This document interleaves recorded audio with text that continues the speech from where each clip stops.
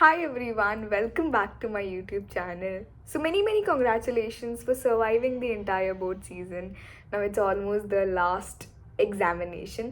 But यार ध्यान रखना ऐसा नहीं होना चाहिए कि आपका पूरा का पूरा मोटिवेशन एक्साइटमेंट सब चला जाए एंड देन हिस्ट्री के लिए आप पढ़ो ही ना जो कि मैंने किया था बट आप लोग मत करना. See, I did it because I had 6 subjects and I knew that 5 of them went really good. So मैं हिस्ट्री में थोड़ा रिलैक्स हो गई थी. दो मैं पढ़ के सब गई थी but like I don't know back in the mind it was like my papers went good ऐसा. But don't you do this thing है बिकॉज ऑब्वियसली आप लोग के पास 5 सब्जेक्ट्स ही होंगे. सो या इस चीज़ का ध्यान रखना. So let's start with how we suppose to use our gap days. Same rule NCERT पढ़ना बट NCERT के अंदर you know there are various kinds of sources. आपको हर सोर्स नहीं पढ़ना है.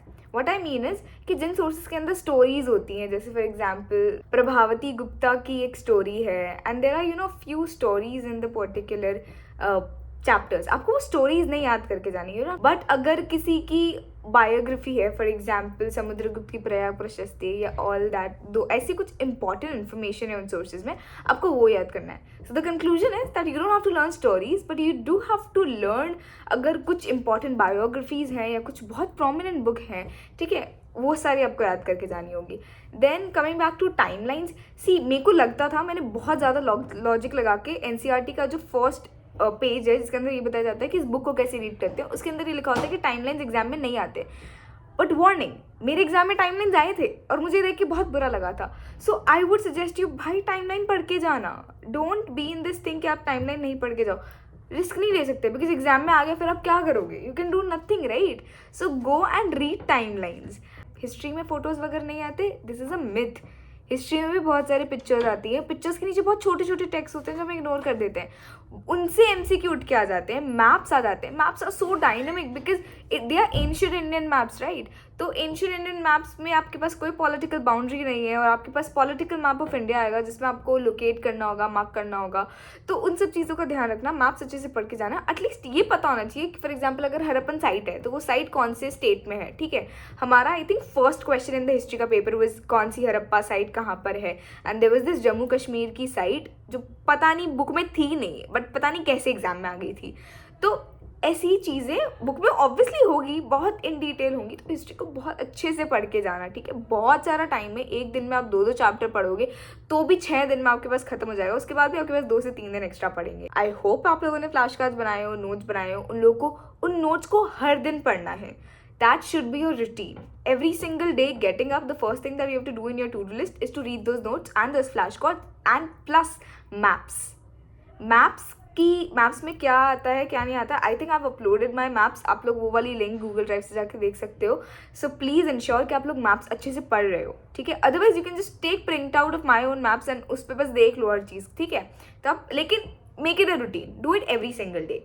Okay now let's come to कि हम एग्जाम में आंसर राइटिंग एंड ऑल पे क्या ध्यान देंगे ठीक है. एंड फर्स्ट इज सेक्शन ए.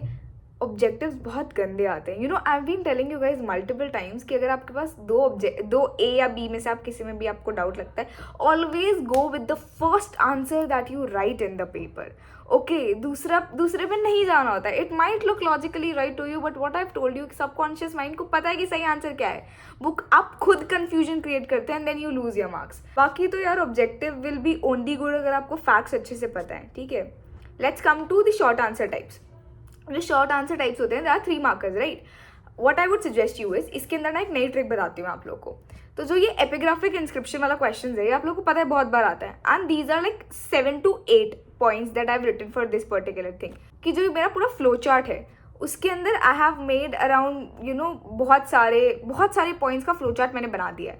लेकिन अगर आप नीचे देखोगे तो जब मैंने पॉइंट्स लिखे हैं तो मैंने सिर्फ 2 से 3 पॉइंट्स लिख के खत्म कर दिए हैं right. So what is this showing? That I have these so many points but because the answer is only asking about 2 to 3 points because वो 3 मार्क का क्वेश्चन है इसलिए मैंने सिर्फ इतने ही पॉइंट्स लिख के आए है ना.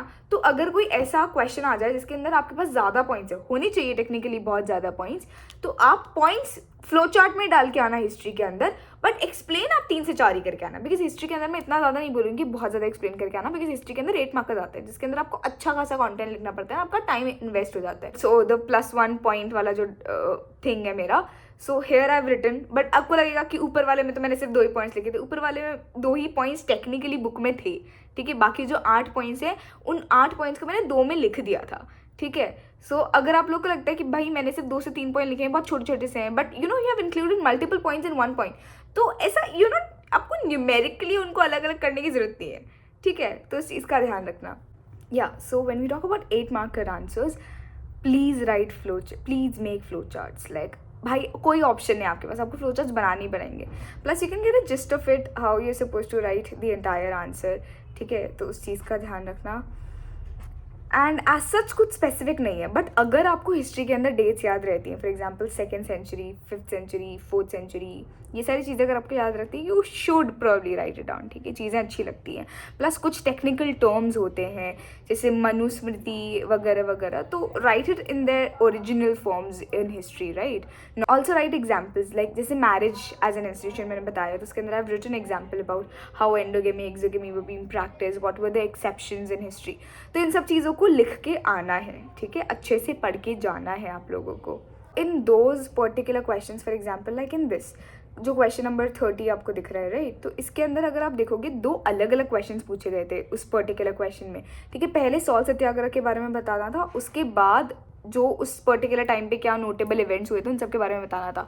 तेरा फ्यू पर्टिकुलर क्वेश्चन जिसमें आपको पता है कि भाई 8 मार्क्स जैसा तो कुछ है ही नहीं, तो उसके पहले का और उससे थोड़े बाद का, ये दोनों मिक्स करके लिख के आ जाना होता है, ठीक है. बट 3 अलग अलग हेडिंग्स बनानी पड़ेंगी. अगर आपको यह लगता है कि भाई इसके पहले कुछ सिग्निफिकेंट हुआ था, तो उसके पहले वाले इवेंट की एक अलग heading, plus the main answer that you have to write उसकी अलग heading. This will help you elongate your answers. Now this trick only works जब आप 8 मार्कर लिख रहे हो, ठीक है. इट वोंट वर्क अगर आप 3 मार्कर कर रहे हो, ठीक है. So that's what I did in this particular question. Then we come to section D. It's source based. भाई source based को decode कर लेना, ठीक है. When I say decode कर लेना, for example, there was this particular source I remember जिसमें I think it was Ashoka जिसने पति वेदिका करके एक पर्टिकुलर पोस्ट जो थी मिनिस्टर्स की वो निकाली थी, जिसके अंदर लोग आके उनको हाथों हाथ like how reporters work, right. तो वैसा करके एक पोस्ट. अब ये वाला जो है ना, ये उठ के आ सकता है आपके एग्जाम के अंदर, राइट. तो इसके अंदर आपको इंटरप्रिटेशन पता होना चाहिए कि वो जो पर्टिकुलर पोस्ट थी वो किस रेफरेंस में यूज़ करी गई थी, किस राजा ने यूज़ करी थी, एंड ऑल दैट थिंग.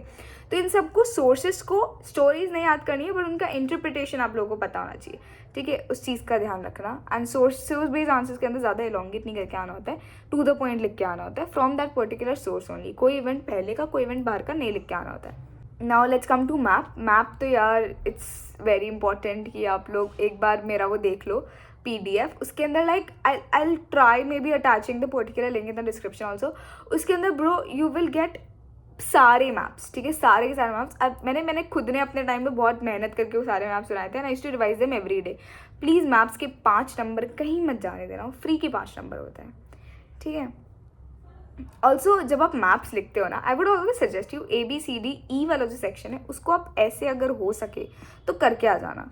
मतलब फॉर एग्जाम्पल अगर ये वाला, मतलब जहाँ पे आप पहले तो लोकेट कर रहे हो, जो जिस स्टेट में आप लोकेट कर रहे हो उस स्टेट का नाम भी लिख के आया करो. ये मैंने आपको पहले ही बता रखा है, तो मैं अभी वापस रिपीट कर देती हूँ. Just right the name of the states also जहाँ पे आप लोकेट करो. अगर आप ऑलरेडी लेबल ही कर रहे हो तो उसमें तो यार you don't have to write that thing, ठीक है. तो उस चीज़ का ध्यान रखना. Rest just have faith in yourself, and timelines वगैरह याद करके जाना. एनर्जी हाई रखना. ऐसा नहीं कि लास्ट पेपर है बस प्लान्स बना रहे हो कि बोर्ड्स के बाद क्या करोगे क्या नहीं. थोड़ा सा भी पढ़ लो. After a week you will have time to enjoy. So yeah that's it from my side guys. If you have any other queries just comment down below and I'll try to sort it out. Just be excited, have fun, and yeah, give your paper nicely. Good luck.